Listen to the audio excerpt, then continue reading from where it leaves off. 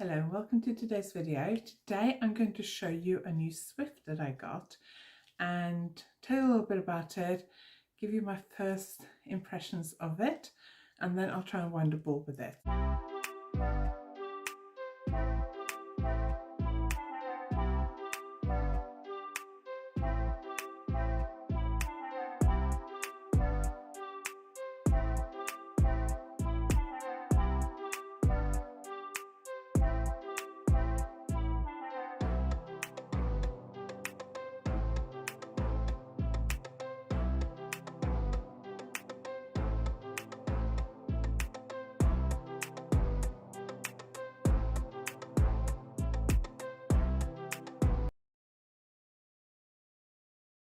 So my name is Anniken. I design knitting patterns. I teach knitting workshops online and in person, and I sell yarn through my website yarnaddict.co.uk. You can find all the links, everything I'm going to talk about, including all my social media links and how to sign up to my newsletter below this video. So welcome to today's video. If you like this video, please give it a thumbs up. And if you haven't subscribed yet, please consider subscribing because it helps me a lot. So I got this Swift. Now I do have another video which I'll link below where I do a review of my Knit Pro Swift and also an old Swift I got many years ago, which I think is called an Amish Swift, but I'm not 100% sure. But I have a video where I review those and my Knit Pro ball winder, which I'm going to use in a minute, and I talk about how to wind yarn. So I will link that video below. But I teach a lot at the Knitting Hotel in Devon, in Dawlish in Devon, and Belinda, the owner, gets these Swifts made in India, and I haven't seen anyone else sell these exact Swifts. I don't know whether she gets them exclusively made or not, but she sells them to guests who come and stay with her, but also through her Etsy shop, which I will link below. And frequently when I'm teaching there, her assistant Brenda is using the Swift to wind yarn for guests. And for a while now, I've kind of thought, oh, I like it. It's quite compact and it looks quite good. The thing I don't like about my original Swift, which I think is called an Amish Swift, is that it moves around the table a lot. I have like a plastic tablecloth on my dining room table, but it still moves around quite a lot. I did have a very cheap Swift that I got on Amazon a few years ago, which was like metal and rubbery stuff. I can't remember. It was really rubbish, and I didn't keep it that long. I got rid of it. It had loads of metally bits that the yarn just kept getting caught in, and it drove me mad. And then last year, I think it was, I got a Knit Pro Swift, and I have used it, not a lot, but a little bit. If I like this Swift, I may actually sell my Knit Pro Swift. So keep an eye out on that. If I sell it, I'll mention it in my regular podcast, I think. So I have wanted a new Swift that's a little bit more compact. I find with the Knit Pro Swift, it's quite long and it attaches to the edge of the table. Well, my dining room table, which is the only place I can really wind yarn, has got like a tapered edge. And I found that the Knit Pro Swift isn't deep enough for me to actually get it on that table. And I have this wooden board, can I get it up? Board that I bought years ago to film videos and take photos on. And I was putting that on my dining room table and pulling it off the table a little bit and then attaching the Knit Pro Swift to that. And that worked okay. The Knit Pro ball winder is deep enough that I can attach it to my table, but the Swift wasn't, and it was driving me a little bit mad. So I have been thinking for a while I should get this Swift, and every time I've been at the Knitting Hotel, which is a lot in the last year, I keep forgetting about it. So last time I was there, because I'm not going back till the autumn, I thought, right, I got to remember to do it. So Belinda packaged it up for me in a box. So if you order it online, she told me that's what she sends it out in. So I have taken all the bits out, and I will tilt the camera down so you can see it, and then we'll have a go putting it together. So she has some of them set up in her, she has like in her home, which is where she hosts the Knitting Hotel retreats, in the hallway outside the main lounge where we all sit and knit all day and where the workshops are held. she has like a little mini yarn shop set up. She has like a few racks of yarn, hand-dyed yarn, and her own yarn. Hand-dyed yarn is by various indie dyers. And then she also has some yarn bowls and some of these Swifts set up.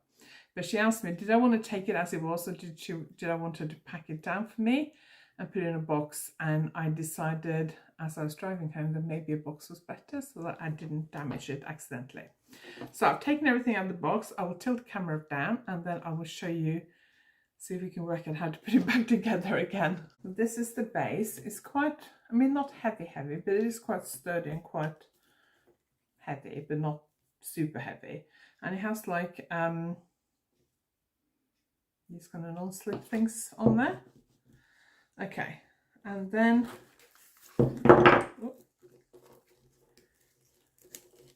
we have the actual bit that you put your yarn on, and then we have this and we have that. We have instructions and we have the bit at the top.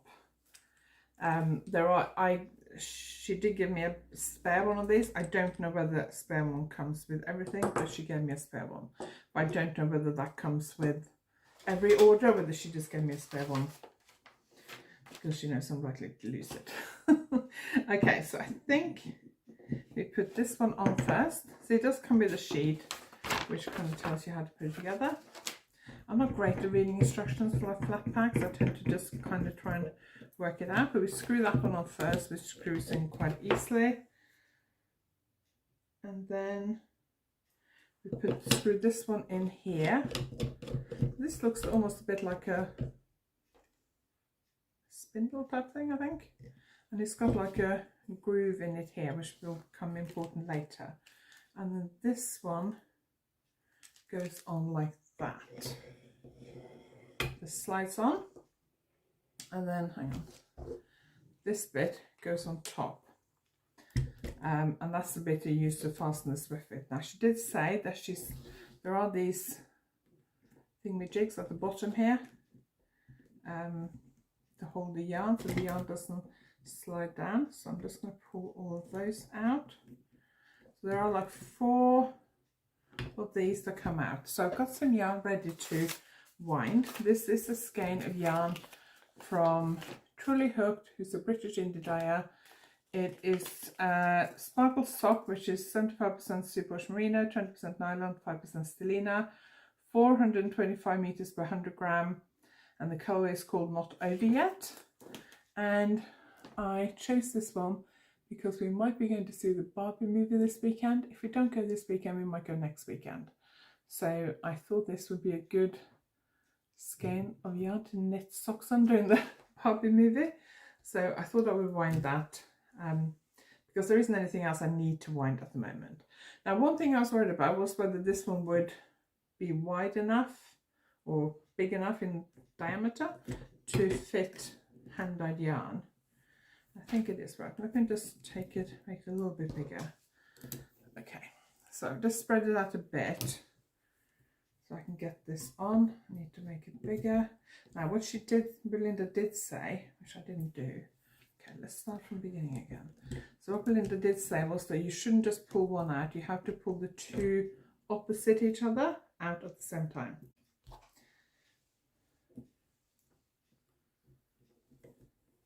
And then I'm just hooking them on here, and then I'm going to push that one down and tighten it. So here, there we go. Here there's a bit of a groove, and she said this has to be, hang on, my lights are falling down here. This has to be tightened into that groove, otherwise you will scratch this post thing in the middle. Let me just turn this around to make sure I've done that. Okay, so I can really do with this coming out a bit more. There we go. Can I get it to stay? Oh yes, it will come out a bit more. So I can just loosen this again and push it down. So that's as big as it will go. Okay, there we go. So it will, just make sure I'm tightening this in the right place. There we go. So I feel like maybe be good if you come out a little bit more. Some hand-dyed skeins, especially if they haven't been rewound, which this one hasn't. So when hand-dyed dyes yarn, they will sometimes just dye it and then twist it into a skein, and sometimes they will rewind it. I don't think this has been rewound, because if it has, these kind of splotches of colour tend to get distributed more evenly around the skein. So I don't think this has been rewound. So I want to say that if it had been rewound, it might have been slightly smaller. It feels like it's a little bit loose, but I'm wondering whether I can push this down a bit more. Don't know. Anyway, we'll try and wind it like that. So I will just switch the camera off, rejig things on my table a bit, and put my ball winder up, and then we'll have a go winding it together and see how it works. Got my ball winder set up. I'm not going to talk about the ball winder today, because I do talk about that in my Knit Pro Swift and ball winder review video.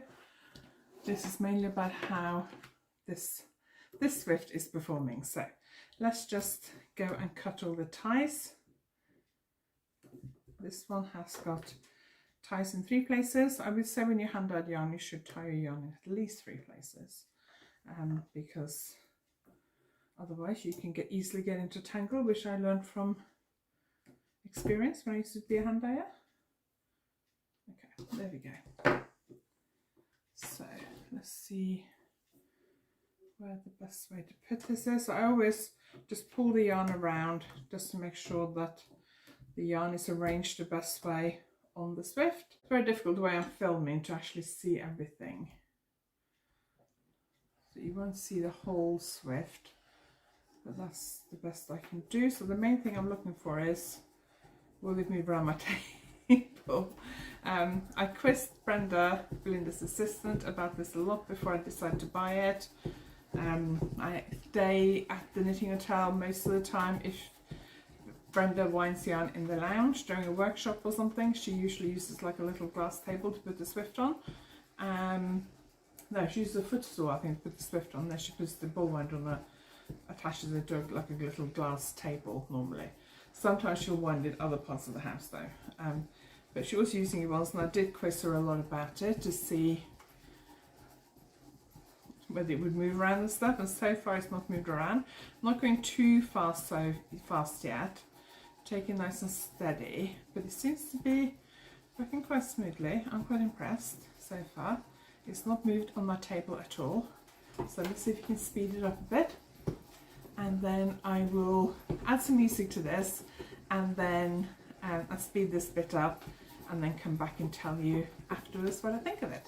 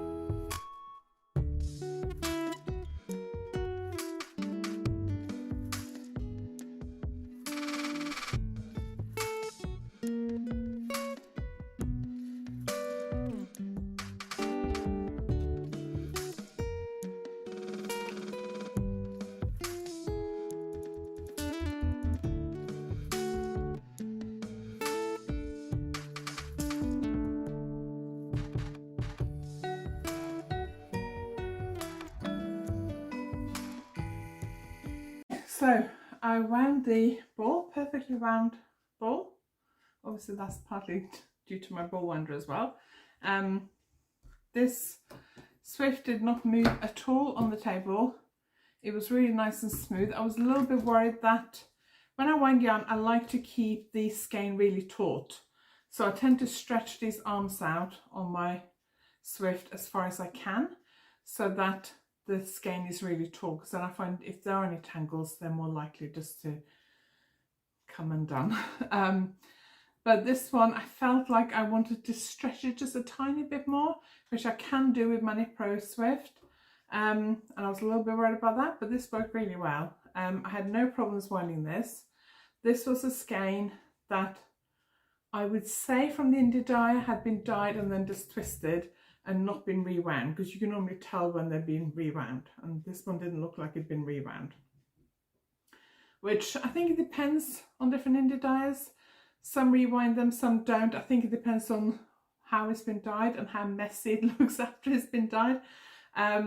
It is a lot of work rewinding skeins, so I don't blame indie dyers for not doing it. I would say this one hadn't been rewound. So that means that it's more likely to be messy and be difficult to wind. So the fact that it wound really easily without any problems was really good from this point of view, because it meant the skein was okay, but also the Swift was really smooth and easy to work with. So now I'm going to, while I'm here, I've got a little mini skein, so let's see how it performs with a mini skein. I think this is slightly smaller, so let me just adjust it and then we'll see how it performs with a mini skein.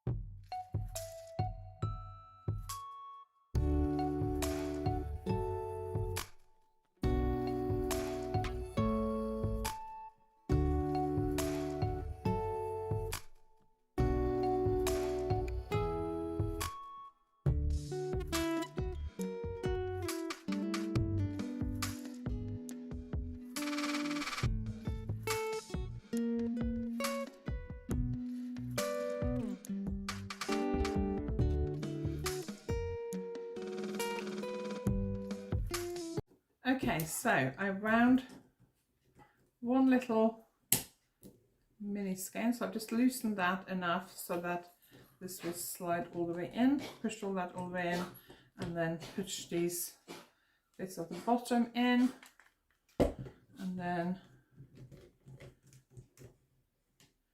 Belinda did warn me, she said when you move this up and down, loosen it completely first. There's a groove here and it needs to go into the, hang on, the screw here needs to go into the groove. And she said if you don't loosen it completely before you move it up and down, then that will scratch the wood. So I've tightened it up again just to keep this neat. Obviously you can put it back in the box. I'm going to store it hopefully on my one of my shelves in my office like this. So what are my first impressions? I think it works really well. It's well made. It's made of wood. I don't know what kind of wood it is made of, but it's made of wood. It's made in India. It feels like it's good quality. It's very smooth to work, and yeah, I'm really pleased with it. I'm really impressed with it, and I think I made a good decision to get one. I think that's going to be much better than my Nipro Swift. One thing, it takes up a lot less space. It's a much smoother. My Nipro Swift is kind of, it sits up here. So that means the things go down to my ball winder. So yeah, I think it's much better than my Nipro Swift. Having said that, the Nipro Swift is perfectly fine. I haven't looked up the price of the Nipro Swift.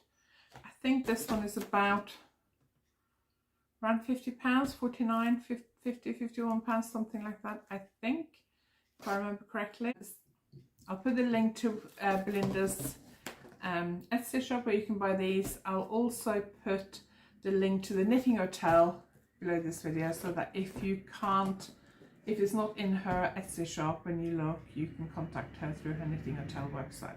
You can also find us at Knitting Hotel on Instagram and message her there. I'm very pleased with this. I think this is a very good buy. My only thing would be, because I like light wood, it would be nice if it was in a lighter wood to match my ball winder, but that's a tiny little minute thing. I don't know what wood it's made of, but it's very good quality, very well made, and I think it's a piece of equipment I'm going to keep, and I think I'm going to sell my other two Swifts. I think I might actually sell both of them. I haven't decided yet, but I'm definitely selling the Nipro one because that's the biggest one. I kept my old Amish Swift because I used to take it to workshops sometimes if I thought there might be a need to wind yarns. Most yarn shops where I teach now have ball winding equipment, but that wasn't always the case, and there were some workshops where we were starting a project in the afternoon, for example, where people might need to wind yarn. So I always used to bring my Swift and my ball winder, and my Amish Swift was very good for taking with me because it was quite small and easy to transport and fairly light and not that easy to damage, which is why I'm actually going to keep this box, because then if I do need to take this with me, it's a lot easier. Thank you very much for watching. I hope you enjoyed this video. Let me know if you have a Swift, what kind of Swift you have, and what you think of it. Would you be interested in trying this kind of Swift? Do you have this kind of Swift? Let me know.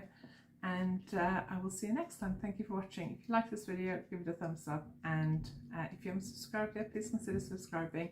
If you're already a subscriber, thank you very much. I really appreciate it. And I'll see you next time. Thanks for watching.